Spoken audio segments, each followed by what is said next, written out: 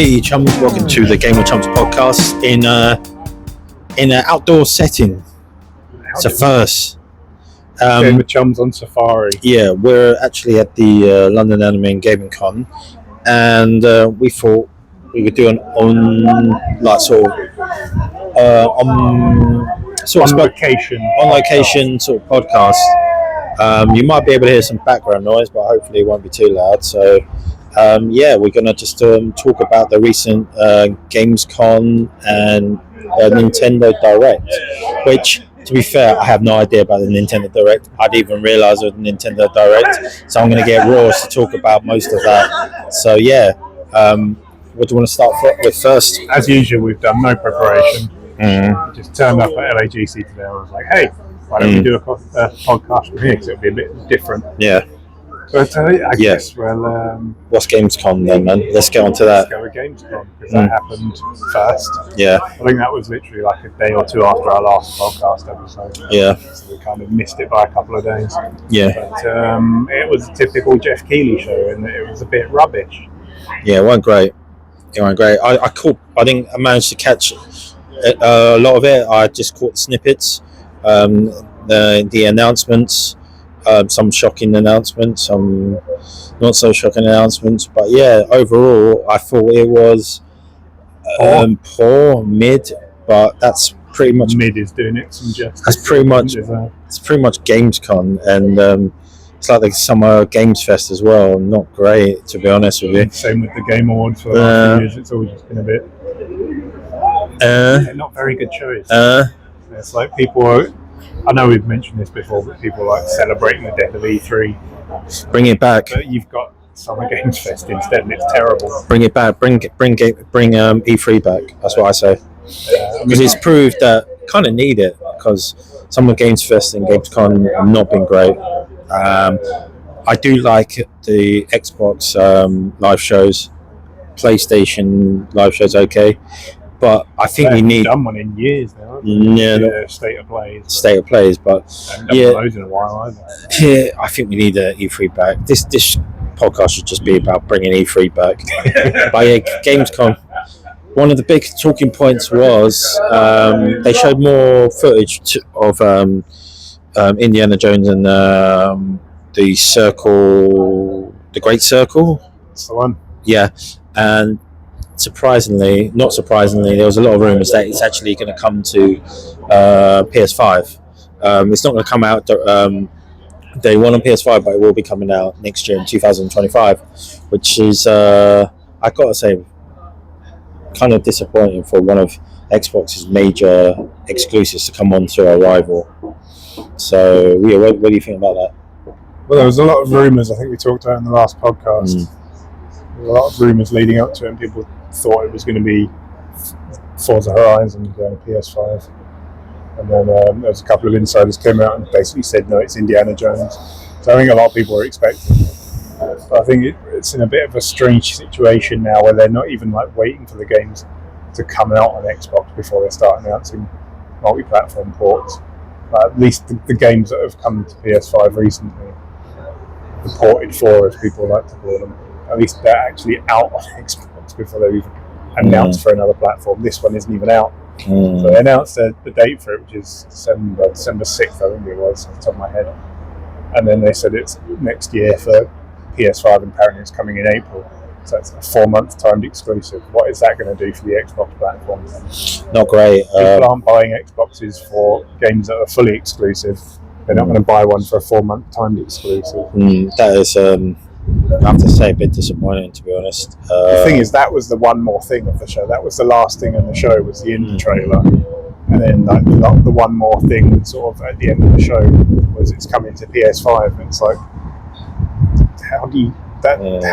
how to make yourself the laughing stock of a gaming show 101 right there.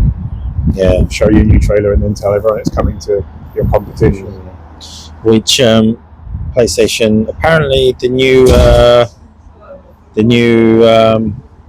what was that game with the monkey? Black Myth. Apparently there was a rumor that it was it's very windy. It was it was delayed on the Xbox because of technical issues. And turns out that's what they said. That turns out that we've heard rumours that PlayStation have paid for it to be an exclusive for a period. I don't know how much of that is true, but it wouldn't surprise me if it is. So yeah, that's another thing that sort of bores my piss. There's a few insiders saying that it's a deal, and there's a few others saying they don't think it is. So it's very there's no clarity around it, but yeah. So yeah, weird one. Again, not great look for Xbox and the brand. One of your big exclusives coming out on arrival.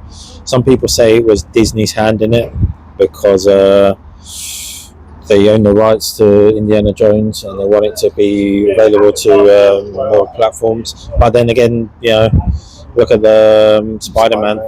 Wolverine. But I mean, the thing, I can't remember if this was confirmed or if it was a rumour from last year, but it was like all the talk was that Xbox had gone back to Disney after they closed the Bethesda acquisition and renegotiated it so that it was fully exclusive. So what have they done now? Gone and renegotiated it to make it multi-platform again. It's just the whole strategy is such a mess.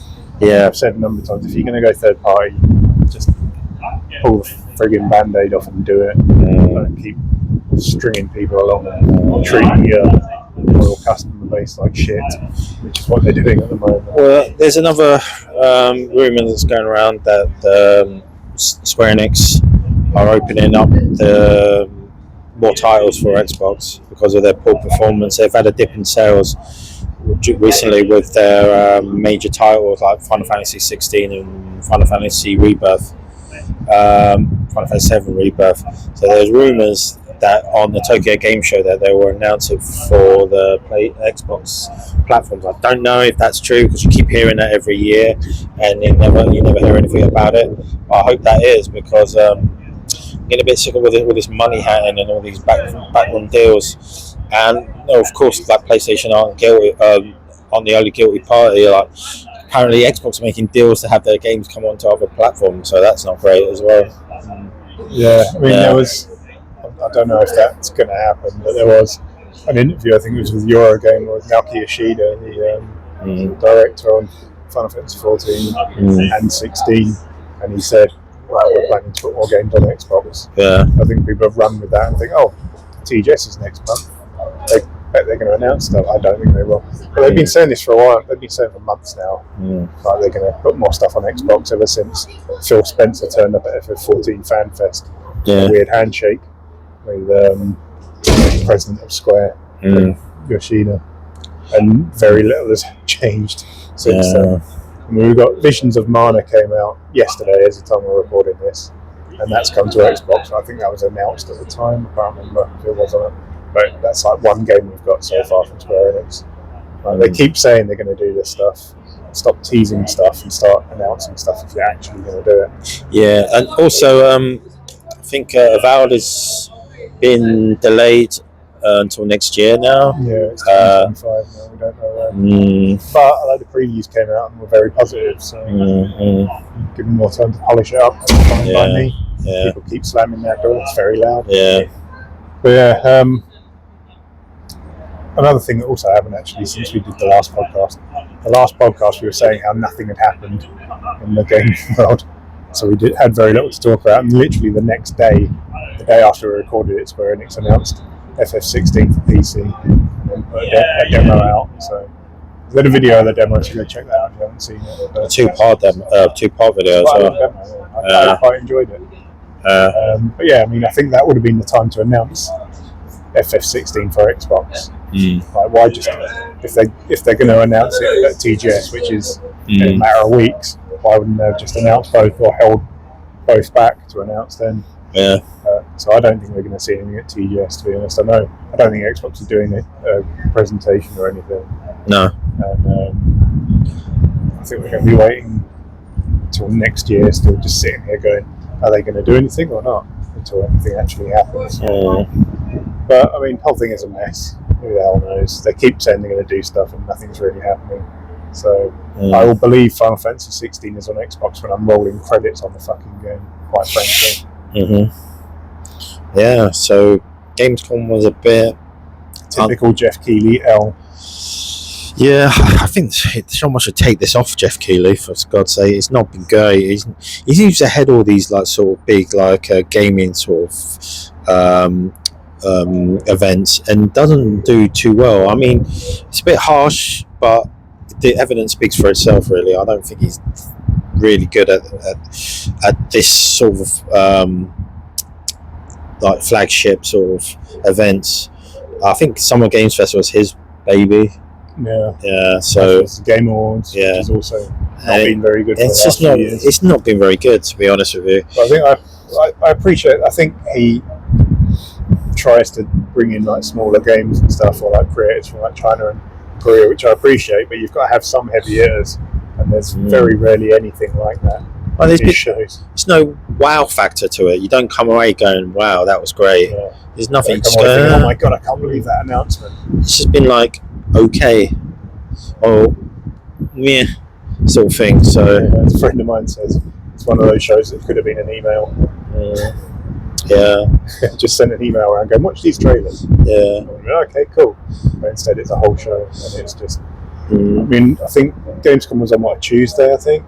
It was a weekday evening. And I got in from work and I sat down and watched it, and I just tuned out half the time. I was kind of half paying attention to it because it was just. It's one of those things that you should have your full attention, not a sort of thing you have in the background. You know, like while you're doing something more important, it should be something that has your undivided attention, but it doesn't. Unfortunately, it hasn't for a long time. I don't think it has ever, to be honest with you. And with E3, I remember watching as a youngster and just being transfixed on it and just watching it and like tweeting and like messaging my friends and everything like that, just to talk about what they announced and what they showed. And now it's gone. It's just like we're left with like these sort of like half-assed sort of mid sort of like alternatives, and it's not great. People said like they're glad for the death of E3. I wasn't. I've always was interested in E3. People celebrating now, I think they kind of regret it as well, because it has been like, I think the game fans, gaming media and the industry has just found it kind of underwhelming, these other like sort of smaller shows. Gamescon, some of Games Fest, Game Awards, even Tokyo Game Show is just not great. And I never understood the people like wanting E3 to die anyway. It was like video game Christmas. Yeah. And it's the thing, like people might say, oh well, there's a lack of stuff for Jeff Keighley to show.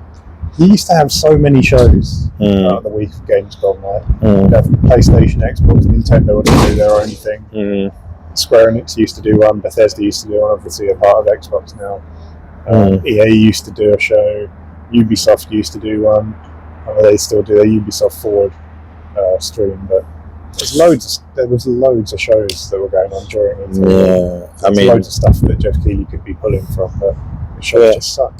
Now the big developers and platforms, they sort of pulled away from E3 and decided to do their own thing. That was sort of the death of it, really. Once Nintendo, then PlayStation, then Xbox pulled away, it was sort of their own thing. I mean, I do enjoy the Xbox showcase, but I do miss E3, and it's all good to have it all in one place. You know what I mean? Everything in one. It's like you marked it down in your calendar. You made time to go and sit down and watch it. Now it's just, you have to subscribe to someone's Twitter to find out when everything's happening over the course of like 3 weeks. Yeah, definitely. So, Jeff Grubb calls it Summer Games mess, and he's not wrong. It is a mess. But anyway, anything positive to say about it? No. The indie trailer was good. I'm really looking forward to it. I like machine games quite a lot, and I do think it's going to be a good one. So it's like taking a lot from the Riddick games that some of them worked on at Starbreeze back in the day before they formed Machine Games. I think it's going to be a good game. Looking forward to it, but I honestly don't remember much else from that show, to be honest. Yeah, because I was very in and out during the whole thing. Yeah. And like I say, a lot of it is smaller games, and I appreciate that he wants to showcase that stuff, and I do think that's worth doing, but you need to have some big hitters. And announcing a game coming to PS5 isn't really a big hitter to me. That's just Xbox. falling over themselves as they have been for the last year. Yeah, they've always seemed to make some good moves, and then they sort of shoot themselves in the foot. I don't know if it's the higher ups. I don't think it's Phil Spencer once or that. I think he's been pressured from the higher up to make certain games multi-platform because they've invested so much money in these developers, Bethesda and Activision, that they kind of, I think he's been pressured to do it. I think his initial goal was to have more brand games IPs exclusive to Xbox. And obviously the Activision stuff was always going to stay multi-platform anyway, and that's the biggest stuff they have. So I don't see why it shouldn't have just been sort of left at that. But well, you never know what the discussions going on at Xbox are, and they wouldn't make sense to any of us anyway. No, they seem intent on trying to kill their own platform. Yeah, I don't know if they actually believe they can go multi-platform and still retain a platform. If they believe that, they're insane. But I guess we'll just have to wait and see. Yeah, wait and see. I heard Fable is going to be delayed again. Because, where did I hear that? Maybe somewhere on Twitter or something like that. Because of the anticipated release of new GTA, so they might be pushed back further. To be honest, what I've seen of it looks fantastic. That's very good. Yeah, it looks really good. Wait for them to. They'll finally give it a date. When they do, they'll let everyone know it's come to PS5 a week later or something. Yeah. So that's Gamescon, man. Well, that was what we can remember of Gamescom, which was very little. Yeah, it wasn't not much memorable about it. Anything about PlayStation Direct? Since I didn't watch it, Nintendo Direct. No, yeah, Nintendo Direct. I kind of skimmed it because, to be honest, I can't remember the last time I used my Switch because it's so old now, and it's just the games just don't perform very well, and they make me sad. But there's a few things that are coming multi-platform that I was interested in. They announced a new Atelier game, which is actually coming to Xbox, which is a big shock. It's the first one of the series that will ever be on Xbox. Actually looks quite good. But they announced a remake of Trails in the Sky First Chapter, which there seems to be some rumours about it being Switch exclusive at the moment.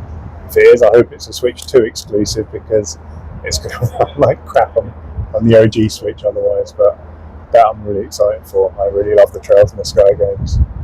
And if it's not Switch exclusive, Xbox should pull their finger out and try and get that game on Xbox because they're kind of missing out not having the Trail series on the platform. They've done a good job getting other stuff on there. Sony's just assumed to come over now, because Final Fantasy, who the hell knows, looks like they're trying to make some progress on that. But then you've got Metaphor from Atlas coming out in a couple of months. That's coming. So there's actually, in terms of the main stuff, they're not missing a lot recently, but there's some Falcon games on there. Ease 10 is out in a couple of months. Get that on there as well. But there was other stuff announced at the Nintendo Direct that's completely slipped my mind now because we're at a con and I've had a couple of beers, but the main things that kind of caught my eye: new Atelier game and the Trails in the Sky FC remake. Hopefully they remake the whole Sky trilogy. This second chapter is one of my favourite games of all time. I'd like to see that in full 3D. But if you haven't seen that trailer and you like the Trails games, I don't know how you missed it, but go and watch it because it looks amazing. But other than that, I think they had an indie world before it, and I started watching it, and the presenters were so cheery that I just couldn't continue to watch it. It was really off-puttingly cheery, so I just skipped ahead, and I just kind of skimmed through to the end. Yeah. But those are the two main things I remember. Those two made me very excited. But stuff has happened in the last week or so since we did the last podcast, 2 weeks I think. And just can't remember any of it because we're bad at this. But, Well, let's this is going to be a short podcast, not our normal hour or so. We are at LAGC. We're at LAGC, but I don't really want to talk about LAGC because they can save that for our video, our thoughts on it. It is one of our favourite cons. But I'll tell you what, today, we're here for 2 days. I am feeling it. As you can probably not tell, I'm looking pretty sleepy. I've been here since like 10:30. And the time of this recording is like nearly 4:10, and I am feeling tired, man. We normally try and stay until the after party. They have a rave, then they have a rock party, which I don't think we've ever been to because it's from 11 to late, whatever that means. So we've never actually been to that, and plus this is all the way in West London, and we're from South, so it's like a bit of a pain in the ass to get back to across the river. But I don't know. We'll see how we feel. We're going to go and see probably go and see the cosplay masquerade, and take a few more videos. Shout out to the people who said hello to us today. Thank you very much for that. Cool. It's always cool. But yeah, overall, Gamescon, meh. Nintendo Direct, didn't even watch it. I've not been interested in Nintendo for a while. Like Laura said, you have a Switch. I have one. I haven't played it for ages, man. I've moved to a new place. I've moved to a new place recently. I don't even think I have my Switch connected to the Wi-Fi. You know what I mean? I got my. It wasn't even that recent. It's like a year. Yeah, no, it's coming up to a year now. I got everything else connected, but not my Switch. That's how infrequent. That's not how long I haven't touched it. I've got games for it, some good games. I just haven't had the inclination to play. Games on it. It's just I don't want to play with them. Yeah, it's just a strange one because when it first came out, I loved it. I think we all did. Everyone was on there playing it. I think now Switch 2 is just long overdue, and they keep pushing it back and internally delaying. When did the Switch come out? 2017. March 2017, I think. So 7.5 years at this point. It's already showing its age, man. It's creaking. To be fair, it's showing its age pretty much straight away with some of the games. It's not a powerful thing. No. But at this point, it is very much in need of better hardware. So, what do you think? What do you think the games industry needs in terms of like an event? Do you think they need the return of E3? They need scrapping of summer games first, or does it need to be like sort of rethinked and reworked? They need to put Jeff Keighley in jail for the murder of E3. Ouch! Stop him from ever hosting Jeff, anymore. If you ever watch this, which I doubt you will, we're sorry. Don't genuinely mean you should go to prison. Yeah, but you suck. You do. You just do. Summer Games Fest sucks. Games Awards sucks. ONL sucks. Stop indulging celebrities and shit like that. Come on, it's a Games Award, man. No more shit Razor Man. Nobody needs to see that. All right. Get back to what you had a good formula with E3. Sort of copy that. Just give us the bangers, man. Yeah. So we're probably gonna call it. This is what we've been going for like 23 minutes. Yeah, a bit busy outside. Yeah. But you got the otakus there. So for the audio listeners, we also showed like a little panoramic shot of the people around us. So yeah, but yeah, got anything else to say, mate? No. That was a really short one. Well, I mean, I said it should be a short one anyway. Yeah. See, we're in the middle of a con. We didn't get a chance to record the podcast last week, so we thought we'd a quick short one from the con this week. Yeah. And it'd be something a bit different for the podcast. We're doing it. Doing it together on the same screen. I know, it's the first time ever we've actually done it in the presence of each other. A podcast, that is. Yeah, so usually we don't. This is the first time I've ever met them in person. Yeah. Never seen them before. No. But anyway, we think we'll leave it there. Remember, this podcast is available on all platform streaming platforms. All apart from Apple Music, which sucks. So yeah, thanks for watching. Thanks for listening. And if you like our stuff, subscribe or leave us a comment. We'll see you again with a full episode in a week's time. And maybe we'll do some homework before, so we know what we're talking.